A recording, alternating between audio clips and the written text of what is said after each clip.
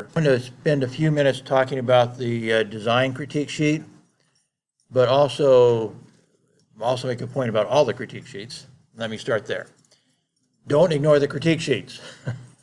Many people have been making mistakes by not, for example, with the presentation critique sheet, they have not been going over it very carefully. And so probably about half the students have failed to do parts of their responsibility. So either they have not given me a printout, because you're supposed to give me a printout of just like the handout printout with 6 slides to a page. You're supposed to hand that to me before you start so I can make notes on it on my grade. Probably half the people have not done that. Another group of people have not made questions with their PowerPoint. They're supposed to do questions and answers to go review at the end of their presentation, review with the students. And those can be used in my quizzes and stuff, quiz and the final exam even. So some have not done that. And then some have not bothered to send me their PowerPoint yet, which is the most obvious one. Those are the things that are most obvious to me because they're things I kind of depend on and that I expect to get, and I have to do something with them. I need to put your PowerPoint on Moodle, for example. And while I'm grading you, I want to have your printout for me to make notes on. And I expect to see the questions and answers at the end of your PowerPoint. And so when I don't see those, that's rather obvious. Whether or not you're paying attention to the other criteria to get a good grade, that is not always so obvious. It may, that you may have or may not have reviewed it, and you may or may not be capable of fulfilling some of the criteria in the criteria sheet. I expect that when I start going through the news stories, I'm going to find that some of you haven't. In fact, I know that some people still are asking questions that are in the criteria sheet for this class for news writing, and they keep asking me questions that are already answered in the criteria sheet. This one here, this criteria sheet is probably your most important, however. As I mentioned on Monday, 67% or something of your grade will come from your design projects. First off, your 3 major projects, your next 3 major projects after your story are all going to be design-related projects. So that's 9 times 3, that's 27. Of your final exam, most of your 40 out of your 50 points in your final exam will be based on a design project in class or in the final exam. So that's 40 points there. So 40 plus 27 is 67 points. So of all the, it is always important to understand how your professor is grading you, obviously. It should be obvious, but some people don't seem to think it's obvious. I use these critique sheets because I go into much more detail than I can go on in a in a matrix or whatever you want to call that. Typically, those do provide some information of how do you get a C, how do you get a D, how do you get a C, how do you get a B, how do you get an A. My critique sheet is much more in depth, but only tells you how to get an A. To not get an A, you have to not do something that I tell you to do. I figure that's pretty obvious. If you do what I tell you to do, you'll get an A. If you don't do what I tell you to do, you won't get an A. And the less you do of what I tell you to do, you'll get the lower the grade you'll get.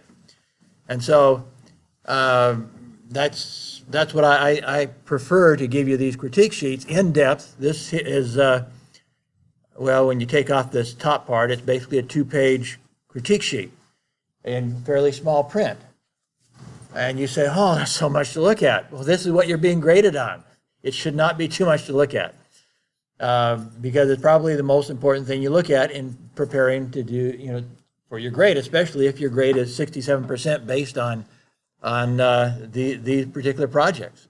So take a look at this very carefully. We will go through them in more depth as we proceed in our tutorials and in our lectures. Just to remind you then, like as this goes over the different ways you're going to get points in this design environment, We're going to start off with the broadsheet news project, then we're going to go to tabloid, and then we're going to go to magazine, which will be the easiest. That one should be quite easy for you by then. Each week, with each of these projects, once we get started, you will have approximately 3 weeks to work on it. So you'll have some time, but you're not going to, we need to obviously get to work on it, or 2 to 3 weeks, something like that. So when we start looking through, okay, I guess I did not put it on here, but on your final syllabus, actually I guess it's closer to 2 weeks, sorry. You have about 2 weeks to work on it. So the first one will be due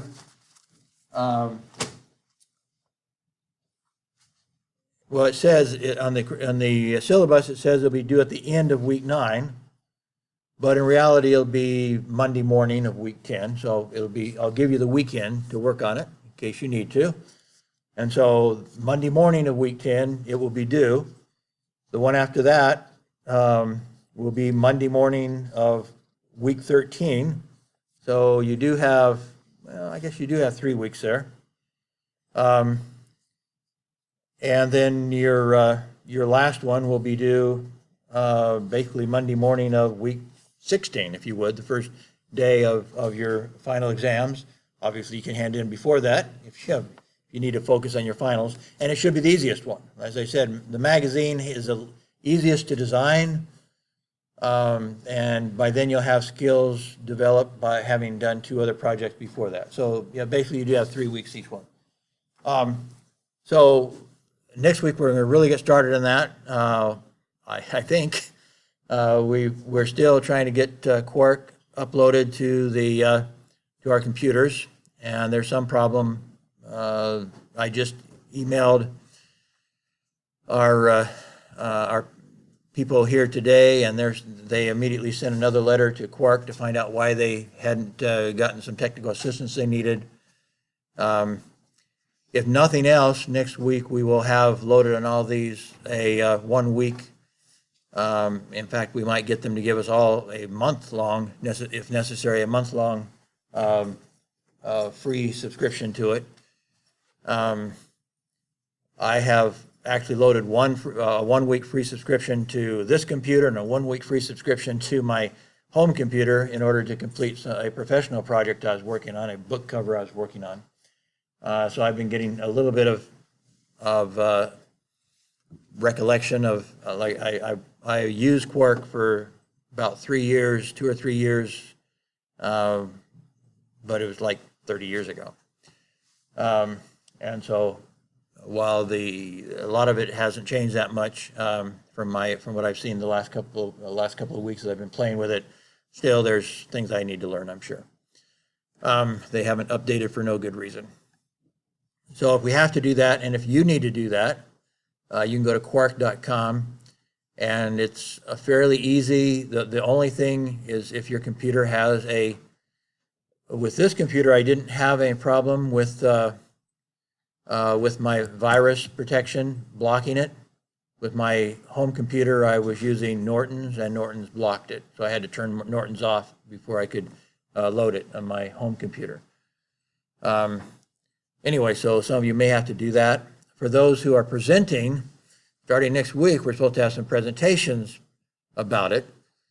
Obviously, you can watch the YouTube videos that you're supposed to be watching, basing it on. There are 2 programs that could help you if we do not.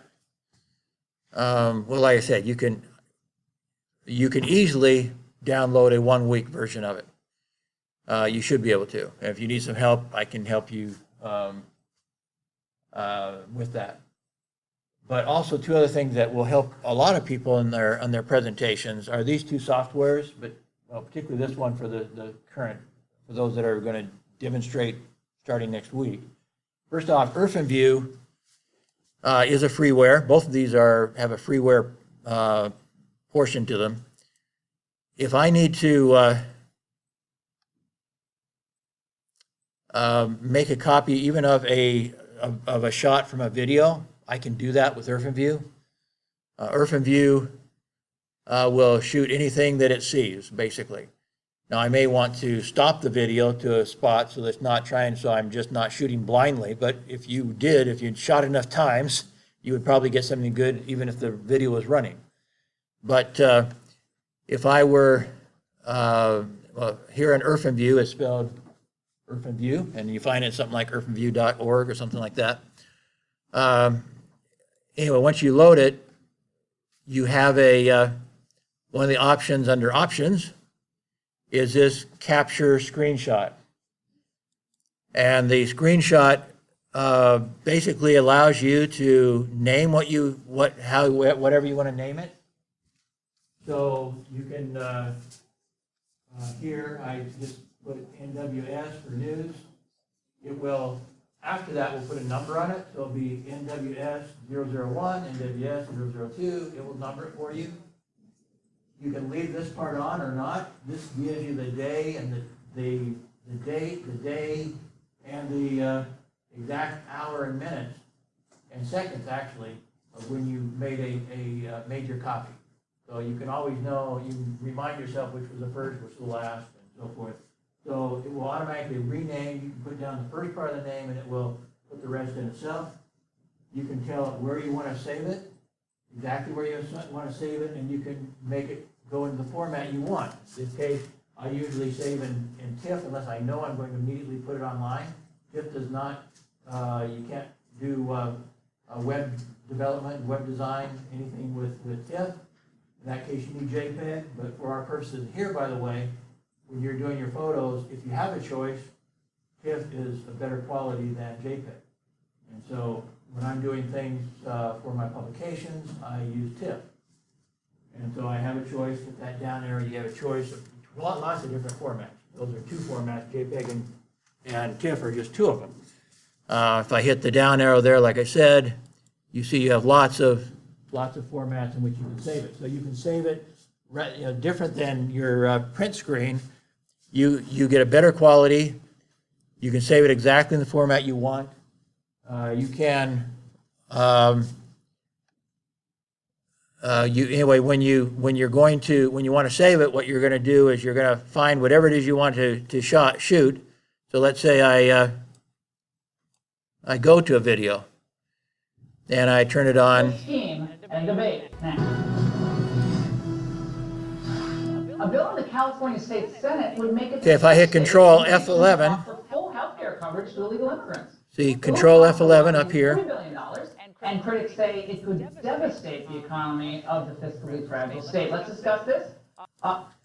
It'd be best if I stop it, because otherwise, like I say, I don't know, did I catch her with her mouth open or eyes shut or something like that. I'll say this is okay.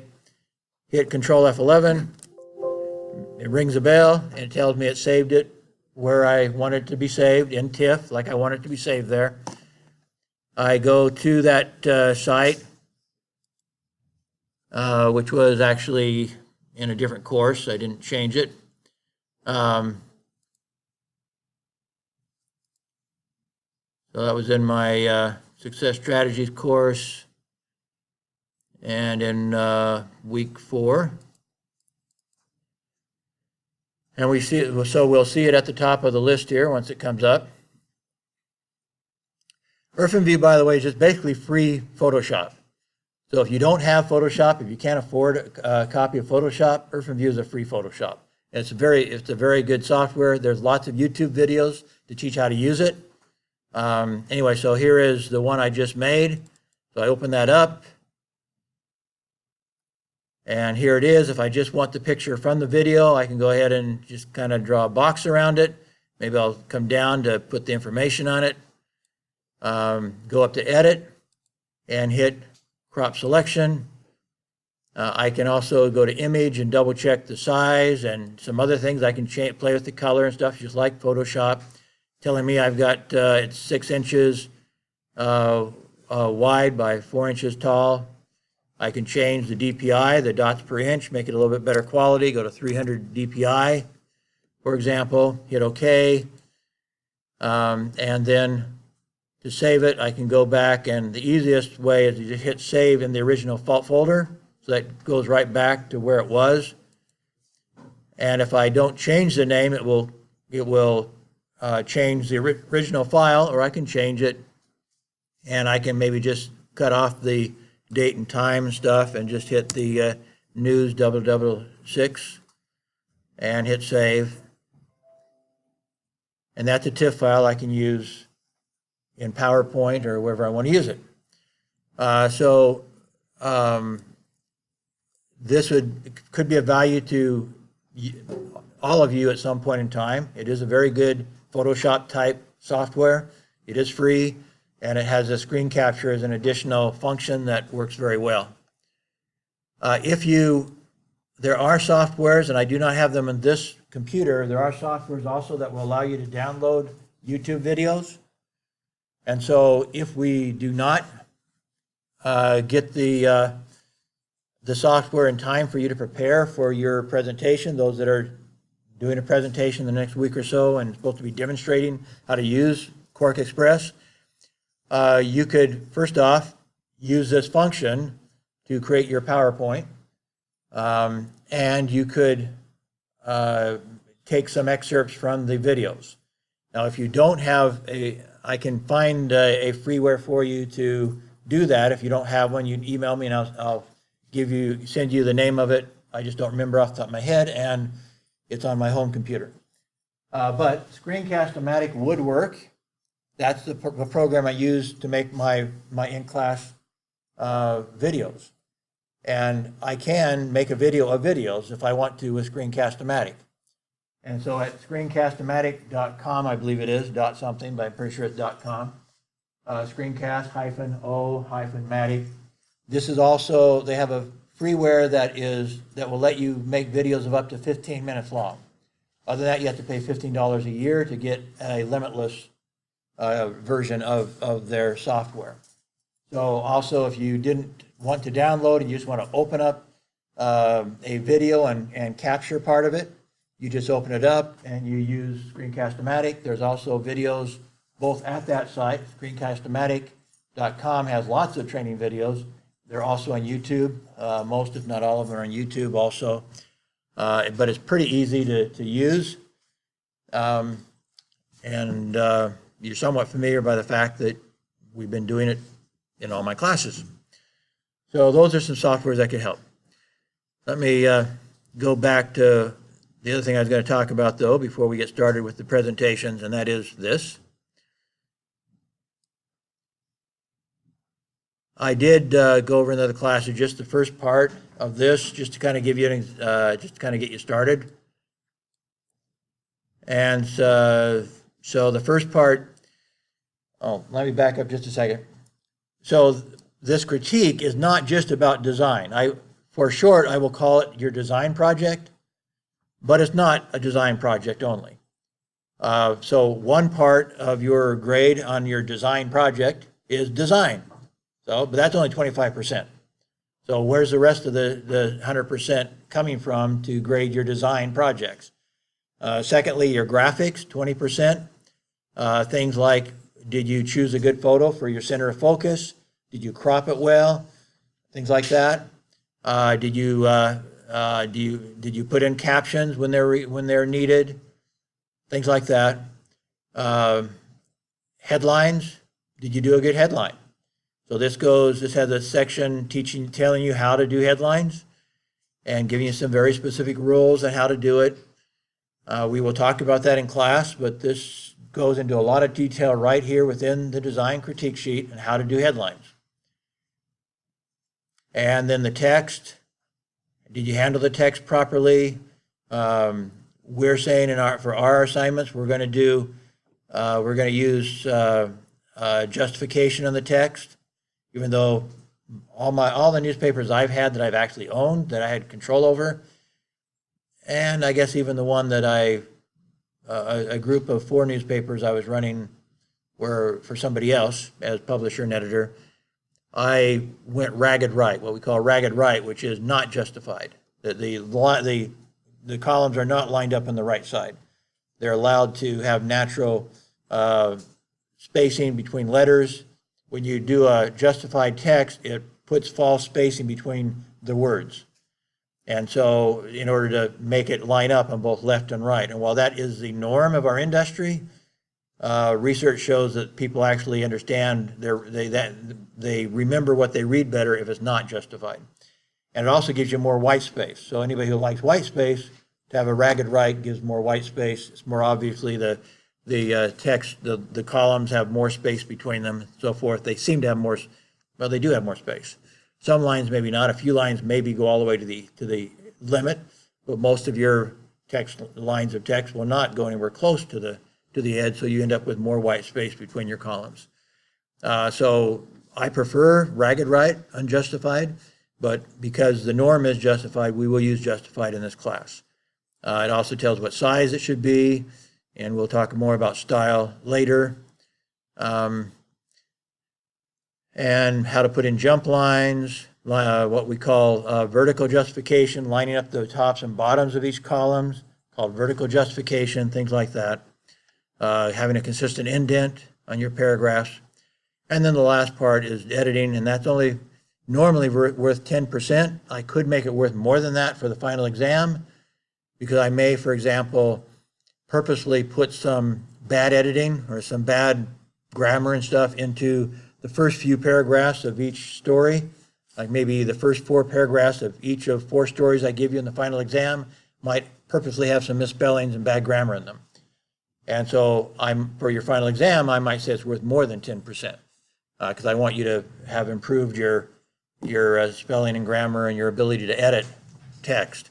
I don't know. It may be worth 10%. It may not. I may not even do that. I haven't created a final exam yet. Just going through the front real quick. We've talked about some of this already, but your basic design suggests your biggest headlines and your biggest photo, your center of focus, should be in the upper part of your design. I'll be going through this again elsewhere, so I'm going to go through this real quickly. We talked about that when we were talking about those 7 sports pages we were looking at on Monday with different designs. And the very worst ones violated Rule 2 here, in that they had their center of focus at the bottom of the page. The natural way for people to look at in English anyway, to look at a page is start up upper left and weave their way down to lower right. They start upper left, end up lower right. But if your center of focus is in the bottom of the page, then they're naturally going to be drawn to that center of focus at the bottom of the page. And so where do they go from there? If they're not starting up towards the top, they may never go back to the top. So you don't want your center of focus at the bottom. It doesn't look right, first off, but secondly, you may lose readers by having your center of focus on the bottom of the page. Your story should all be rectangular, what we call modular. The exception to that is, say, on an inside page that has ads on it. You don't have to worry about ads for our purposes, but if you're actually working at a real newspaper, they might have ads, and the ads don't even out necessarily. So they may have some ads that stick up a little bit, and you're going to have to wrap your story around those ads. Well, that's not your fault. You can't be modular at that point, because you're wrapping around the ads that they've placed there. So that's the main exception. The other exception is if you have a package of stories, usually 2 stories that are related to each other. And so you might have one major headline relating to both of them, and then you may have one story then with a subhead that's coming down the left side, one coming down the right side, and the one on the left side will weave underneath your art, your photograph, whereas the one on the right side will stop when it gets to that level. So your package is rectangular, but your stories within the package are not rectangular because they're mixed together. It's a package, it's not one individual story. You will, the most important thing that a lot of these relate to is do not confuse your reader. And so I've had some students do an L-shaped layout and go backwards with their text. So they come down the right column and then go backwards to the first column. No way you can do that. Nothing to confuse your readers. This does relate then to some of the following requirements. One is keep your story under the headline, typically. And if you have a side saddle sort of headline that's not over the top of your story, in other words, when we talk about top of the story, we're talking about, say, if it's a tabloid, a 4-column story, and you have a 4-column headline on top, underneath it you split the story into four columns underneath it. Perhaps some of that's interrupted by a photo or whatever, but basically your headline goes across the top, your story and art goes across the bottom. It's in a squared, it's a rectangular, but that headline over the top shows ownership. This story goes with this headline, and people are used to that. 90% of all stories, the headline goes over the top, more than 90% probably, but the headline goes over the top of the entire story, and it shows ownership. If you had that sort of a story across the top of your page, and then you put a side saddle underneath it, now you have a good chance of confusing some readers, because they come down reading in column 3 of the first story, and now there's no headline to break it off between column 3 of the first story and column 3 of the second story, because you're using a side saddle headline. That's why I said when you use a side saddle or something where your headline is not across the top, you need to box it so that nobody gets confused. They don't try to read from, like I say, down a column of one and jump immediately into the text of another story that's underneath it, because there's no headline over it. So the general rule is put a headline over it, but other than that, if it doesn't have a headline over it, then box it. Box the whole story and headline together. That is, put a graphic box around it.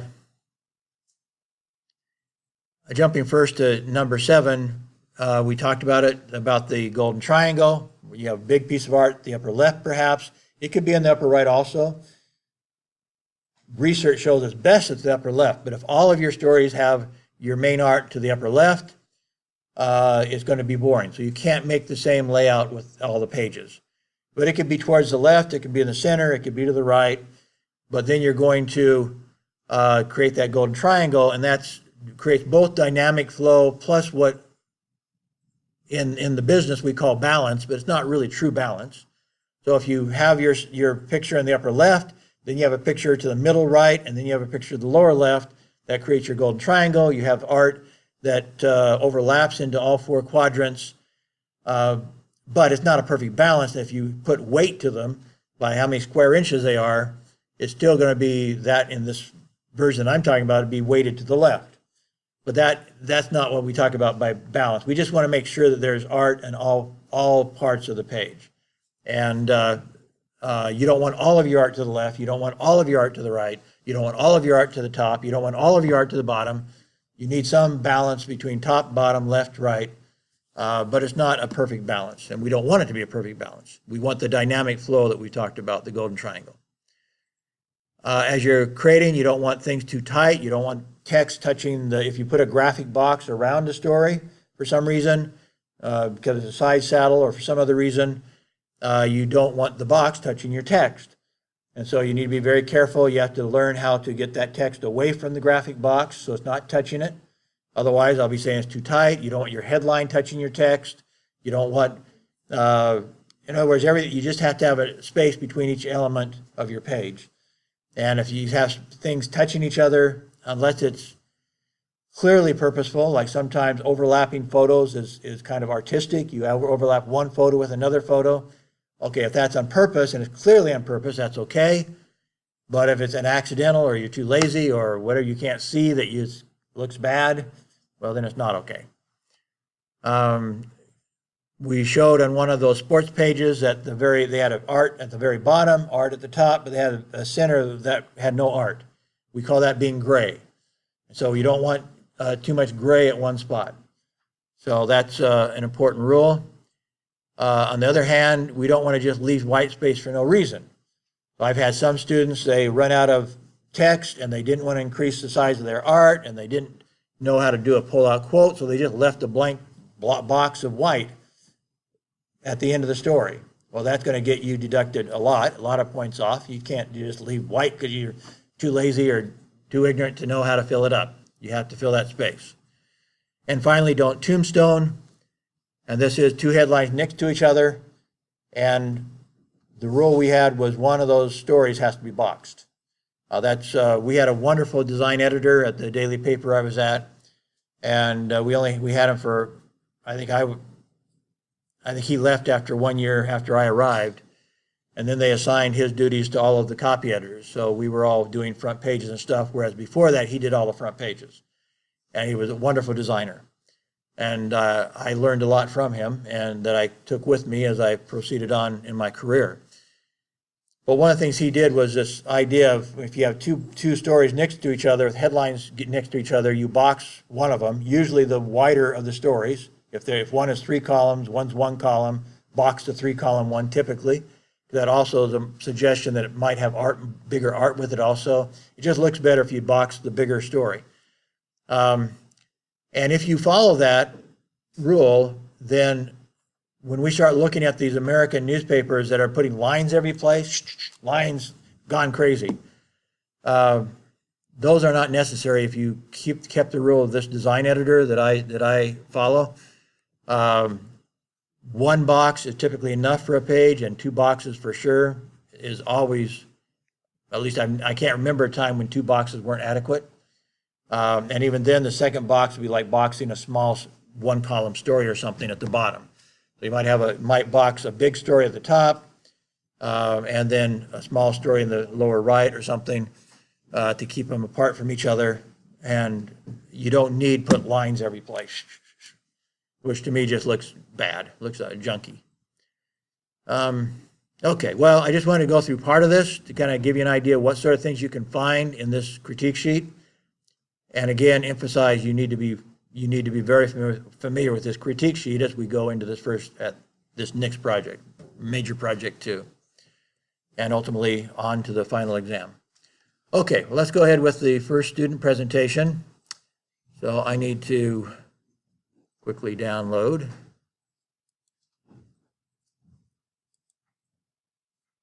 So we'll go with this crash course, chapter 4, and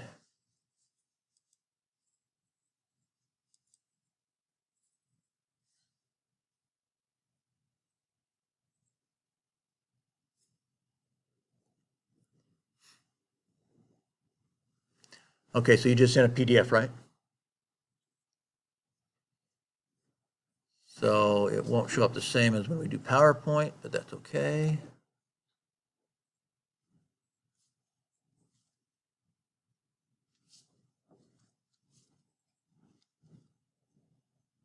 There we go.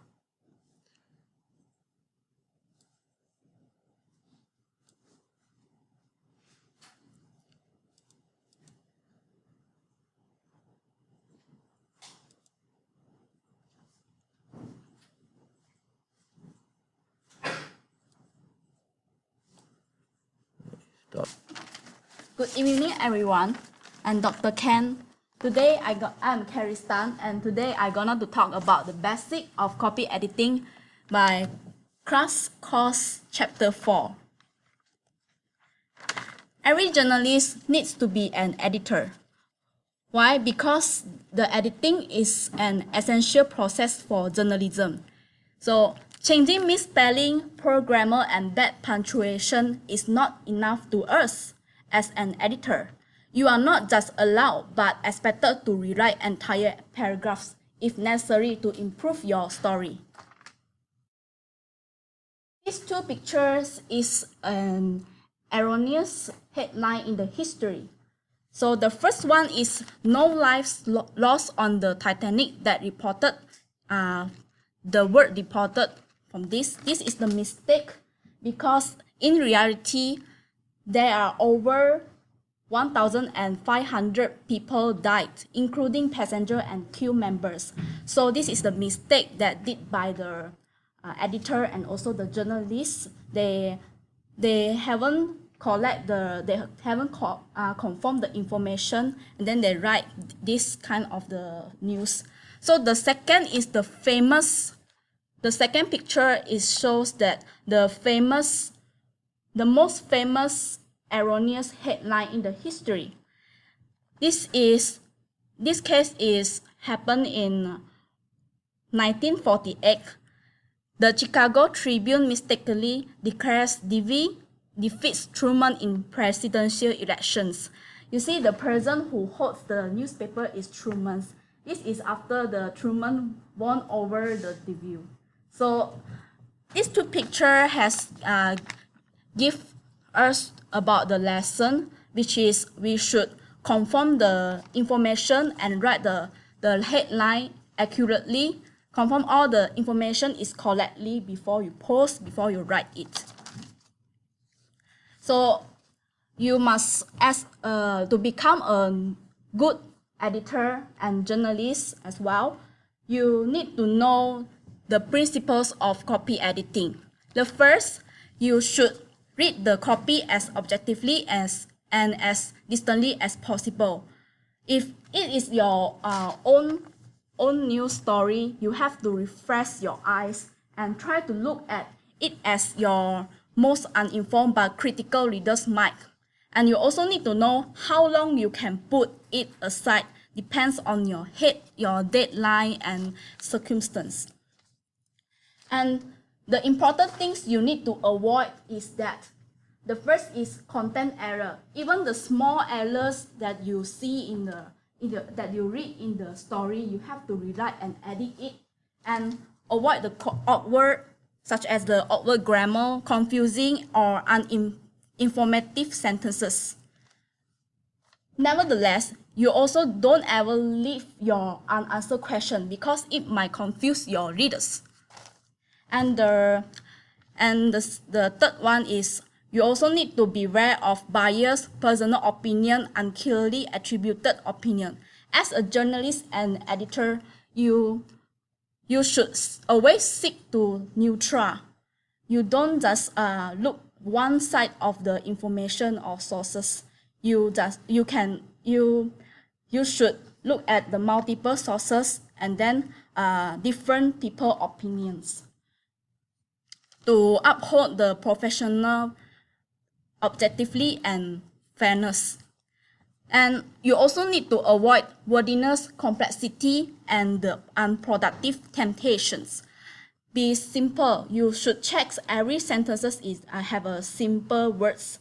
Because the wordiness might lose your readers to continue to read the whole story.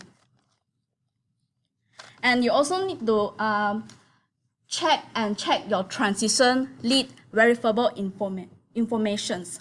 The transition, you should check the flowing from the lead into the body until the conclusions.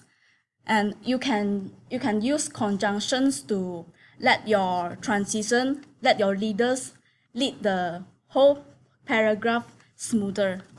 So we know that the lead is one of the tools for us to grab the attention for readers to continue to read the whole story. So the lead should be whammy, fewer than 35 words, and adequately summarize or represent the rest of the story contents, and the truly leads into the rest of the story. And you also need to check your information is verifiable, such as names and addresses. If you don't confirm, you cannot write it.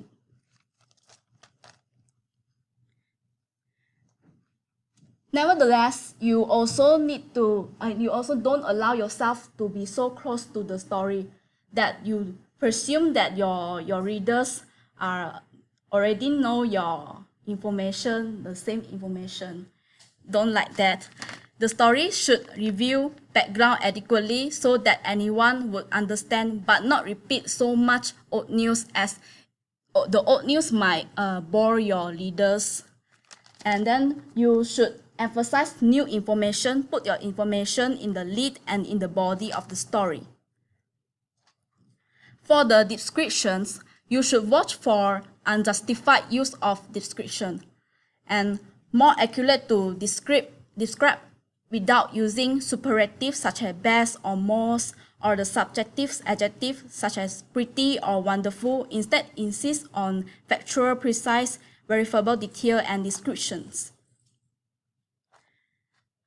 And as a copy editor, you also need to write the clear, accurate, engaging display type for headlines, whether it is print, web, or mobile, subheadlines, and you also need to look at the subheadline and overlines, summarize, photo caption, teasers, anything that stand apart from the actual text. Finally, you should make sure that you are consistent. AP style book, which is Associated Press style book, can be your reference to avoid apparent conflict in style, because this book have adopted some standards which you should be using in conjunction with this workbook. So that's all for me. This is my additional reference. Now,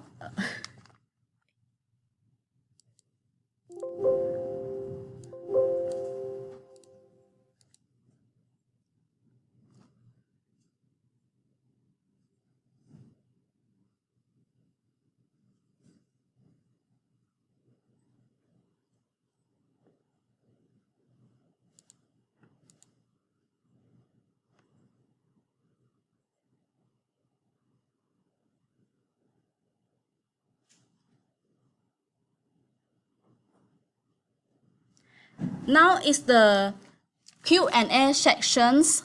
I want all of you to turn on your phone and laptop to do the questions.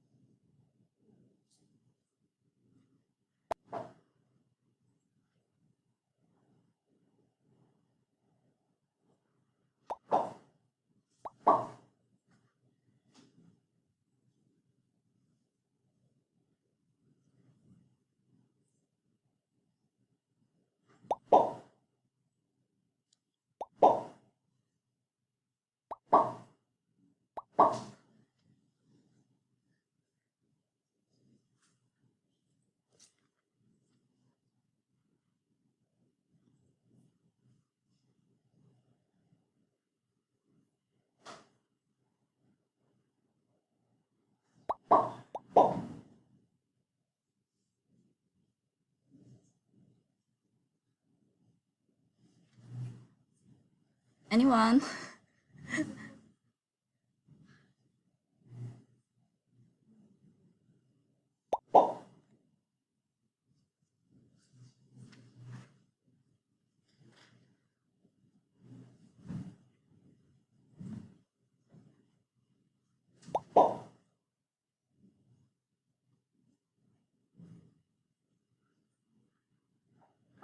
Okay. Okay, I will start now. Ready?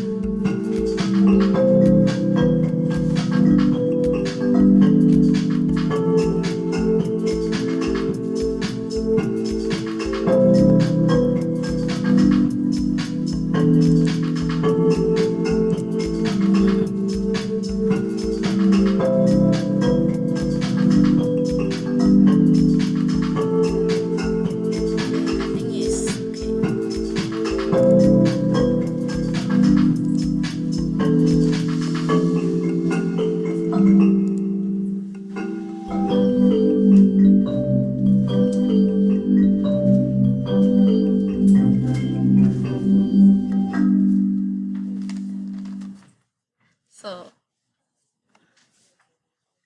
I have prepared some gift for the first, second, and third place, and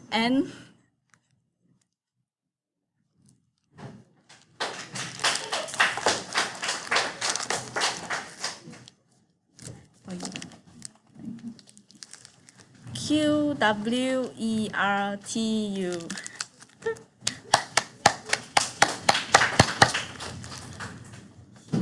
And the third, key.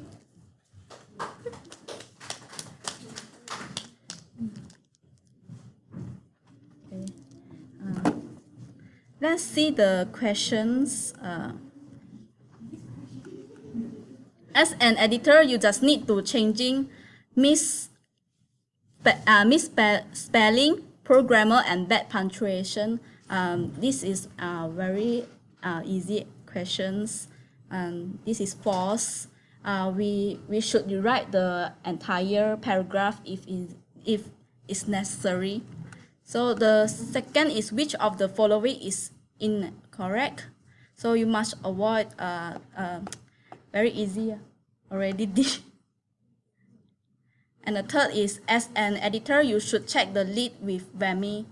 I think everyone who done the quiz before already know the answer. The story should review background adequately, will understand you can repeat old news to gain more readers. This is incorrect answer, because if you repeat old news may bore your readers. And the question 5, you can refer AP style book in order to avoid apparent conflict in style. This is correct answer. And the last one is, every journalist needs to be an editor. This is correct, because as a journalist, you have to edit your own copy also. That's all from me. Thank you.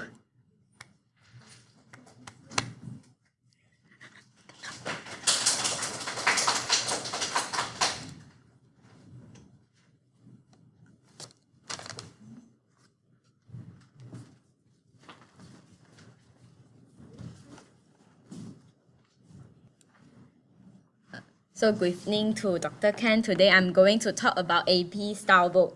The full name for AP Style Book is Associated Press Style Book and Briefing on Media Law. It is an English grammar, style, and usage guide created by the American journalist that is working or connected with the Associated Press.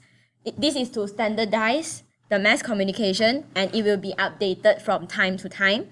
The updated and revised version of AP Style Book has been organized like a dictionary. So the first I will talk about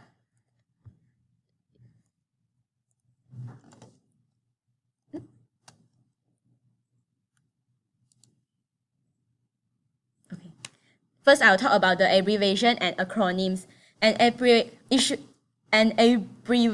is not an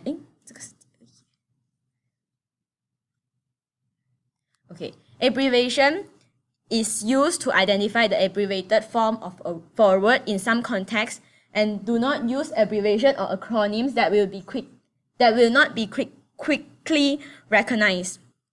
Spell out the full name on first reference, or if it is not a familiar abbreviation.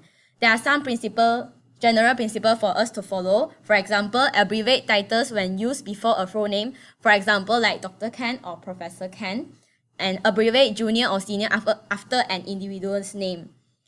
Abbreviate company, corporation, incorporated, limited when used after the name of a company. For example, like Apple Incorporated.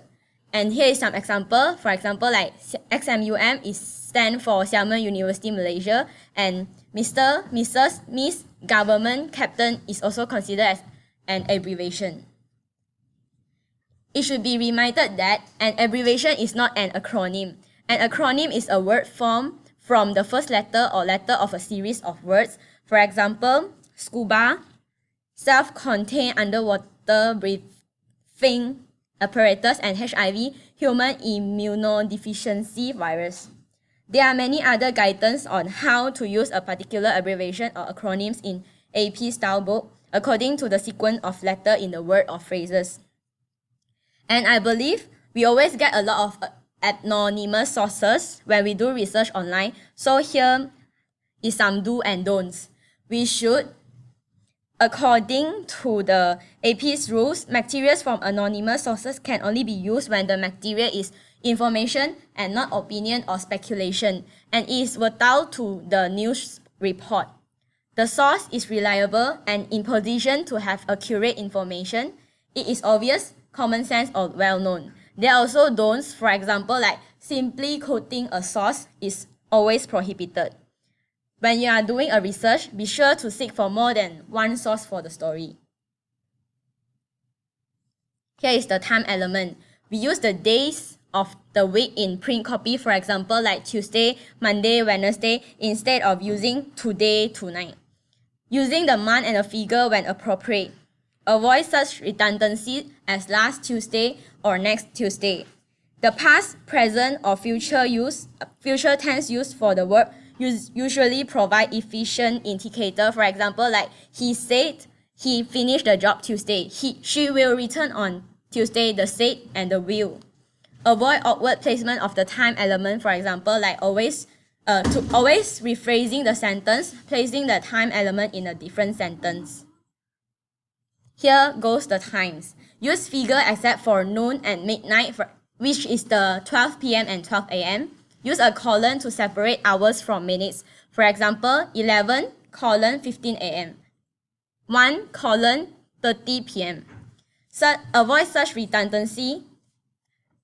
Write 10 a.m. today instead of 10 a.m. this morning. Write 10 p.m. today instead of 10 p.m. tonight. This is because the p.m. and a.m. can indicate it is a morning or night. The construction 4 o'clock is acceptable, but time listing with a a.m. or p.m. are preferred. Here is some the exact time of day that an event has happened or will happen is not necessary in most story. And here is some general guideline for us to know when to specify the time. When it gives the readers a better picture of the scene, whenever the time is critical to the story, for example, like the deadline of an event or assignment. If the story is undated, use the clock time in force when the event happened or will take place. If it is a nationwide story, always use Eastern Time followed by EDT or EST. Here is some additional guidance for the time zone. Capitalize the full name of the time within a particular zone. For example, Eastern Standard Time, Eastern Daylight Time, Central Standard Time, and spell out time zone in reference, not accompanied by a clock reading. For example, you are doing a broadcast, you should say you should write Chicago is in the Central Time Zone. Last but not least is about the title. It can be categorized into a few groups, for example, courtesy title, formal titles, and royal titles. But in general, here is some guideline for us to follow. Lowercase and spell out title when they are not in use with an individual's name. For example, the professor is teaching news editing. Lowercase and spell out titles in construction that titles separated with a name by commas. For example, the professor, Dr. Ken Harvey, is teaching news editing. Now let's focus on the specific category. For example, like courtesy title, which refer to the individual by first name or last name, for example, like Susan Smith or Robert Smith. Use the courtesy title only in direct quotations, for example, like Mr., Mrs., Miss. Here is some special situation also for us to when we need to use courtesy title when it is necessary to distinguish between two people who use the last same name.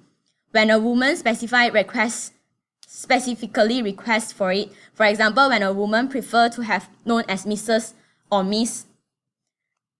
Here is the formal title, which generally is the one that denotes a scope of authority, professional activities, or academic activity. Other titles serve primarily as occupational description. Capitalize formal title when they are used immediately before one or more names. For example, Pope Paul or President of Student Council Jason. Last will be the royal titles, which we capitalize the king or queen when used directly before a name. For example, like Queen Elizabeth and Prince William. So now we will have our Q&A section. Any question?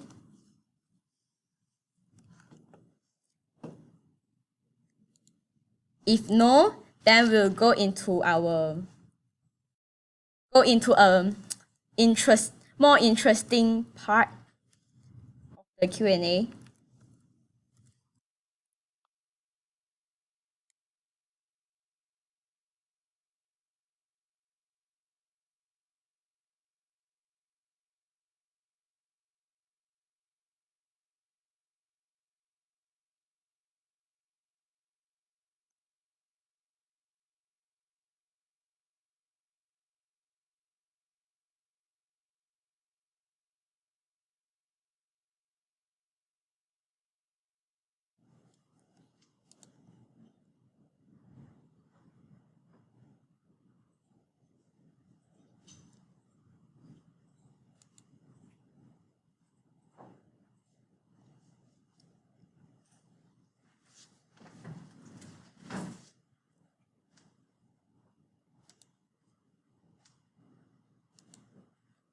You all can enter kahoot.it while I'm logging in.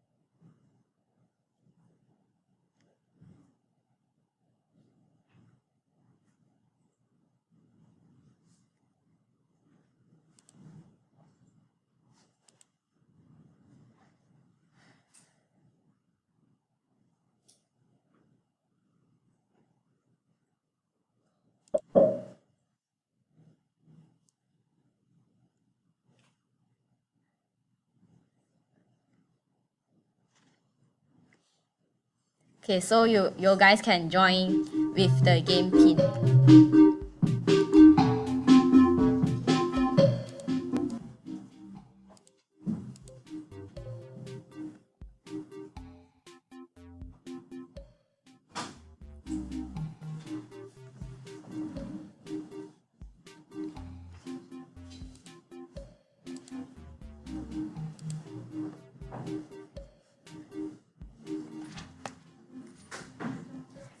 Anyone else?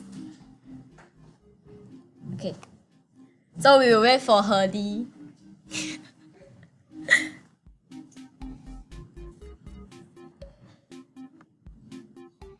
Anyone? Okay, so we will start the game now.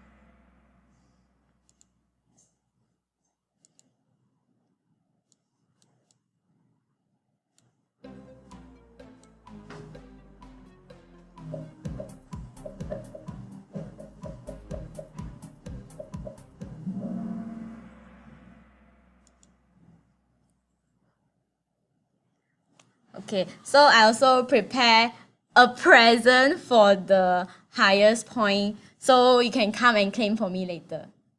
Okay, so that's all for my presentation.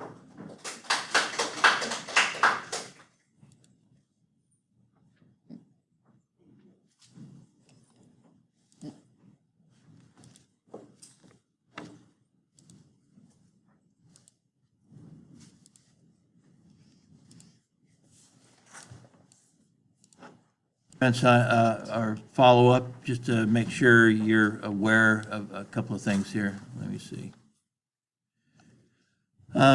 One thing that you may not be used to is abbreviations in America have a period. And so that's what AP Style Book would call for, and we will go by AP Style Book, even though you're not used to them a lot, at least a lot of, I think, British-related countries, those that are closest to Great Britain, don't use periods after, like doctor or professor. But because we have the AP Style Book, and I want you to be familiar with it, we will use the AP form, which is put periods after abbreviations, particularly title type abbreviations, doctor. I don't think professor actually is one that they would abbreviate. I know, again, here, it is frequently abbreviated here, but I think if you looked in AP Style Book, you'd find that they don't. Somebody asked me today how to abbreviate president, and we looked it up to make sure. I didn't think it was abbreviated under AP Style. No, they don't abbreviate president. They go ahead and put out the whole word. So just be aware of that. Also, probably not part of your language, when they talk about junior and senior, it's like in Great Britain, they might use like Elizabeth II, Elizabeth III, so forth. In America, we don't, I guess that is possible, but there are a lot of juniors and seniors in the sense of name. So my brother was technically Robert Gordon Harvey Jr. My dad was Robert Gordon Harvey, and my brother was Robert Gordon Harvey Jr.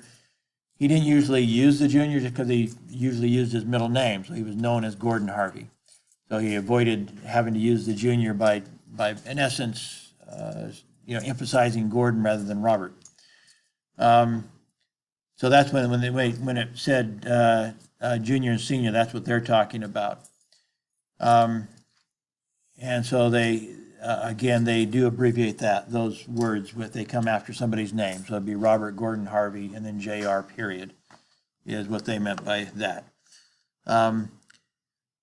As far as companies go, it is true that incorporated is typically abbreviated. It would have a period under AP style. And same with all these examples down here, captain, governor, those are abbreviatable, if you would. Mr., Mrs., and Ms., but they would all have periods. One thing that AP style suggests is that there's some abbreviations that are so common that they may be even more familiar than their actual written out name, such as FBI. A lot of people know FBI that don't know that it means Federal Bureau of Investigation. And there's some abbreviations like that they say go ahead and use the abbreviation. CIA, everybody knows what CIA is. They may not know that it means Central Intelligence Agency. So with those, their initials are so famous, you'd actually confuse people by using their actual name. And so they say don't bother. Just go ahead and use their initials. For our purposes, I wanted to say that for Chaiman, I'd say we can use, because our stories are about this university, they have some relationship to this university. The readers will be from this university primarily, or maybe your relatives, you might have them come to our Facebook and read your story. But anybody who's likely to read the stories that you guys are writing probably know what XMUM stands for. So I would say for our purposes, a first reference can be the initials rather than writing out Chaiman University, Malaysia. If you want to write it out, that's fine. I'm not going to oppose it. If somebody doesn't if I didn't necessarily say it to everybody, I just thought about that this morning. So yesterday's tutorials did not hear that, so they might go ahead and write it out. That's fine. it's not right or wrong in our case, but I would say we know what XMUM stands for, so we don't necessarily have to write it out.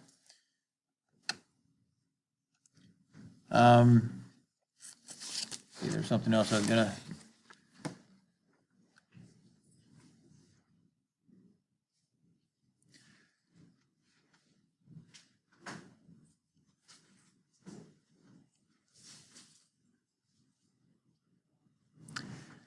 Probably time zones was not probably something we needed to cover, since you guys, I don't know, do you know what daylight saving times is? What daylight, I mean, when they talk about Eastern Daylight Time, do you know what daylight is as opposed to standard time? I think a lot of you may not know what that is even. But in America, they like to give people more light in the daytime in the winter, which obviously they can't. But kids going to school, catching a bus and stuff, they bring it back so that it's light earlier in the day and then it gets dark earlier at night, because they changed the time. There's getting to be a lot of people who are opposing that, so we may do away with daylight time. But that's what they do. They just move the clocks back. In the fall, they fall back. One way to remember it, they move it back an hour so that it's lighter when the kids catch the bus going to school, but then it might be dark when they get off the bus at night. So I don't know what, it may not work that well. So it's one of those things that you probably won't be writing about here, but I guess it's good for you to know what it's talking about when they talk about daylight time and standard time. It's this silliness they have with changing the clock to give themselves more time, which of course they can't do. There was one other thing I was wondering, oh yeah, here. This example down here is actually a good, brings up an important point. And that is, if the title comes before, it's going to depend a lot on whether you use an article or not, of how you punctuate this. So in this case, it says, the professor, Ken Harvey. So Ken Harvey in this is parenthetical. So it's presuming that you already know that the professor killed somebody or whatever the professor did. So you know a professor did something bad or good, whatever. So the way it's written right now, by using the word the in front of it, it means that it is going to be parenthetical. So you have the comma after professor, comma, but you should also have a comma after Harvey, because then it becomes like you could put it in parentheses if you wanted to, but we don't do that in journal in AP style. So the professor, comma, Ken Harvey, comma, is teaching news editing. So if you put a comma before it, you need to put a comma after it. If, on the other hand, you are going to use it as the formal title and not make the name parenthetical, then take off the. In which case, professor becomes uppercase, because it is a formal title. So then it's uppercase, Professor Ken Harvey is teaching news editing. So it depends on, there's several grammatical situations there that make a lot of difference. So if you put the in front of it, it almost automatically suggests that you're going to put Ken Harvey and set it off with commas. Because it doesn't sound right, at least in native English speaker, to say the Professor Ken Harvey. It's just Professor Ken Harvey. And so if you're going to use it like a title, then no commas and no the, just straight Professor Ken Harvey. If you're going to put the, then it does suggest what's going to follow professor. If you're going to put the name in there, is going to be parenthetical, that it's not necessary. You don't consider it necessary to them understanding the sentence. Therefore, you put that parenthetical information, set it off with commas both before and after it in that case. So this is, it's one of those things that you just need to learn. A lot of people make mistakes with putting in like the and then not putting in the commas, and it sounds very odd to a native English speaker to say the Professor Ken Harvey.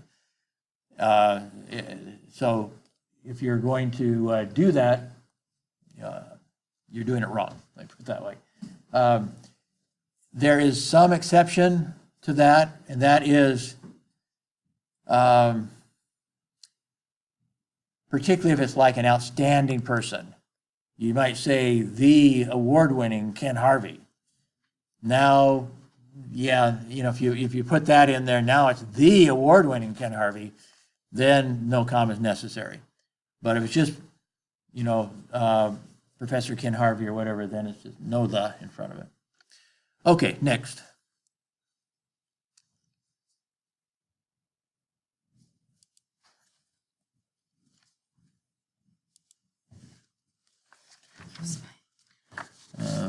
Here's a spot, open spot here.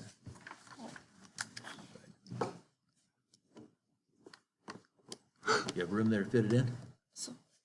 Okay, we can change this. You can put it here, hopefully, and I'll put this over here. Maybe it'll fit.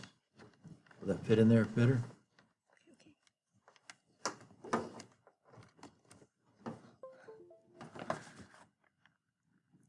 If we have to, we could unplug this, but it sounds like it made it okay.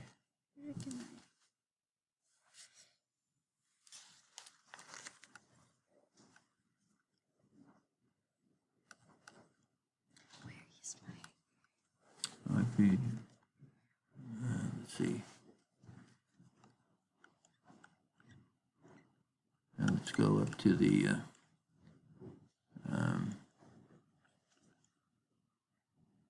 PC and see if it's there.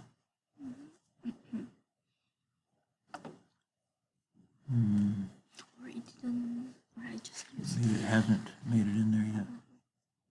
I thought we heard it. Let me pull this out. This is kind of big. So I will pull that out and we'll put this in. Didn't hear it come in. or just use the old one I sent to the desktop. There's not much difference. Just a little, I'm not sure, but just a little aside. Not a big part different. It's okay, it's okay. Okay. I think already inserted. It's okay, I used the old one. Okay. So I need to get into here.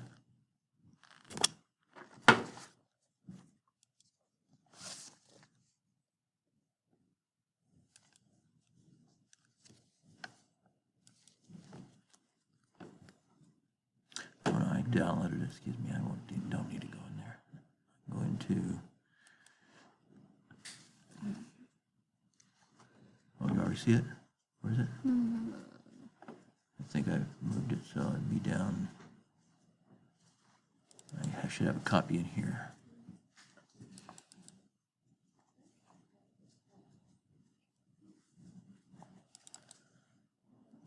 Oh, it's in here. That's why I can't get it now. I pulled that out, so now I put it back in again.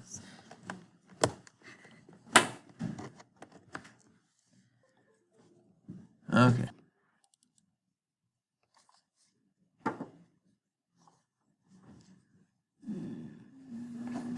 Punctuation guide. This one. Maybe it's the This one? punctuation guide. Yes. Make sure it's not somebody else's. A lot of people may have names that are very similar, but hopefully this is yours. Yeah, it's mine. Yeah, it's. Okay.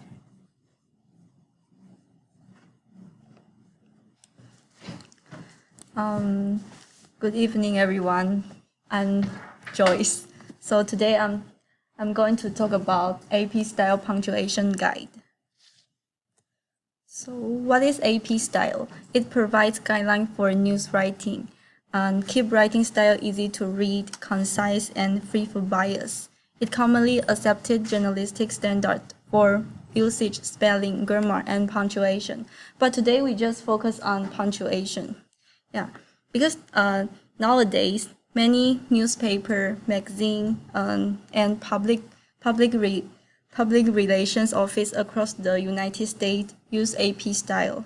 Although some publications such as New York Times have developed their own style guideline. A basic knowledge of AP style is considered essential to those who want to work in print journalism.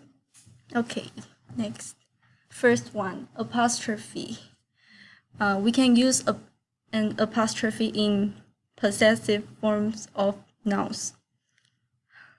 Yeah, here I just show you one of one of rules of like wait, for plural nouns ending in s, add only an apostrophe. For example, students' grade and status right. And the basic knowledge of apostrophe, I think you guys have learned it before because that is very easy. Okay, next. In spatial case, singular common nouns ending in s or an s sound, followed by a word beginning with s. For example, for appearance sake, for conscience sake, for goodness sake. Put a apostrophe in the end of like appearance. It gives us a clue to pronounce them. That is, no need to end an s sound in the word. Just pronounce in 2 syllables. Next, comma. When you use a comma to set off a person's hometown and age. For example, Jane Doe from Mingham was absent. Joe Blow, 34, was arrested yesterday. Yeah, okay. Next. When you use a comma, don't put a comma before conjunction in a simple series. For example, the flag is red, white, and blue. He would nominate Helen, Lydia, or Jason. Because the sentence is very simple, so don't put the comma before the conjunction. But if your sentence is long and complex, you must need to put a comma before the conjunction. For example, the main points to consider are whether the athletes are skillful enough to compete, whether they have the stamina to endure the training, and whether they have the proper mental attitude. This is more clear and easy to read. Next, introducing direct quotes. Use a comma to introduce a complete one-sentence quotation within a paragraph. For example, Wallace said she spent 6 months in Argentina and came back speaking English with a Spanish accent. Next, you need to put a comma before and after these 3 places. First one is a year. If it follows a month and date. For example, I was born on November 6, 1958 in Madison, Wisconsin. The second one is a state. If it follows a city or a county name. For example, I was born in Madison, Wisconsin on November 6, 1958. The third one is an appositive. It means a word or phrase that says same things as a word or phrase next to it. For example, I saw my boss, John Smith, in the hall. Means my boss is John Smith. Next, colon. Capitalize first word after colon only if it is a proper noun or start of a complete sentence. For example, he promised this. The company will make good all the losses. You need to capitalize the first word after the colon. Next, placement with quotation marks. Colon go outside quotation marks unless they are part of the quotation itself. Next, semicolon. This is to link 2 or 3 independent clauses. Use semicolon when a coordinating conjunction such as and, but, or for is not present. For example, the package was due last week. It arrived today. Means this is 2 independent clauses, right? Okay, next. Hyphen. Use a hyphen for a compound adjective before the noun. For example, well-known actor, full-time job, 20-year sentence. Yeah, and don't use the hyphen when compound modifier occurs after verb. For example, the actor was well known. So you don't need to put hyphen between well and known because it is after a verb. Period. Do not put space between. Yeah, if you use abbreviation of name, no need to put space between initials. For example, C.S. Lewis. Just C period S. No need to put space between C and S. Next. Omit periods in acronyms unless the result would spell an unrelated word, but use periods in two-letter abbreviation. For example, US, UN, UK. But there are two exceptions of this rule, which is EU and AP.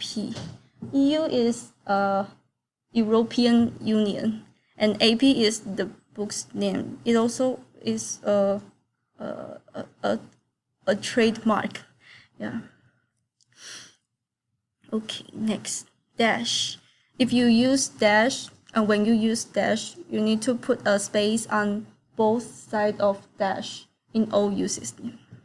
First, in attribution, use a dash before an author's or composer's name at the end of a quotation. For example, who steals my purse steals trash, Shakespeare. Just put a space on both sides of dash. Oh yeah. And there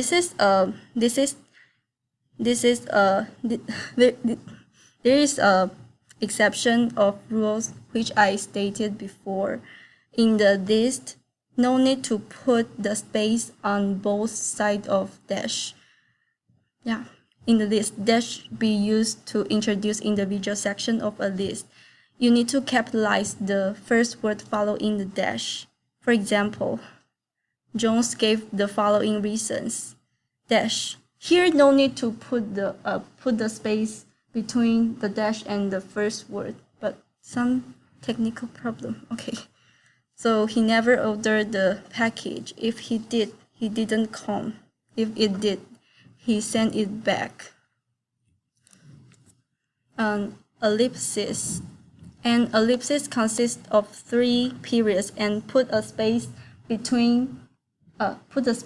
on both sides of an ellipsis.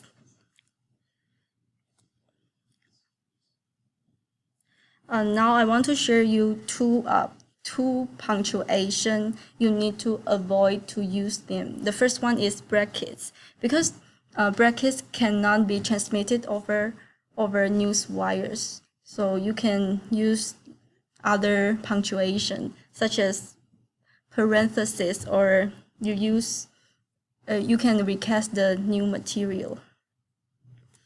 Yeah. Next one is parenthesis. But if you want to use parenthesis in your sentence, place a period outside a closing parenthesis if the material inside is not a sentence, such as this fragment, because this is not a complete sentence. So you put the period outside the parenthesis. But if your sentence is complete and independent, you need to put the period inside the parenthesis. But you can, but be sparing with using parentheses because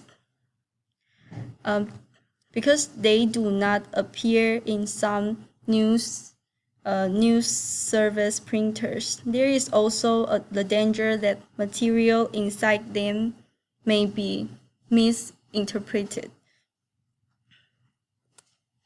Okay, now we going to Q&A. So first one is, which of the following is correct? The weather is winter has been and colon, windy, wet, and unpredictable. B is the weather is winter has been windy, wet, and unpredictable. Oh yeah, very good. Okay, the answer is B. If you put the colon there, yeah, the first word following the colon, you need to capitalize it. Okay, second, which of the following is correct? A, yeah, all the same sentence. Harvey is a good driver. Moreover, he is a very friendly one. Just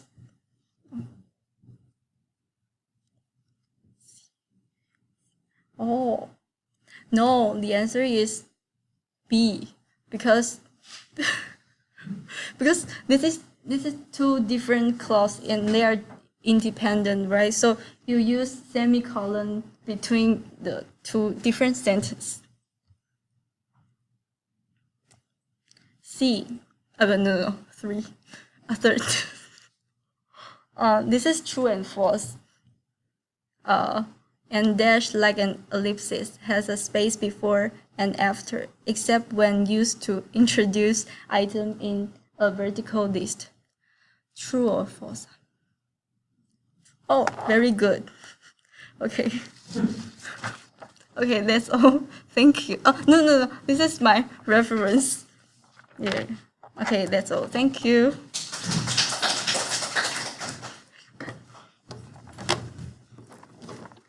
Oh, thank you.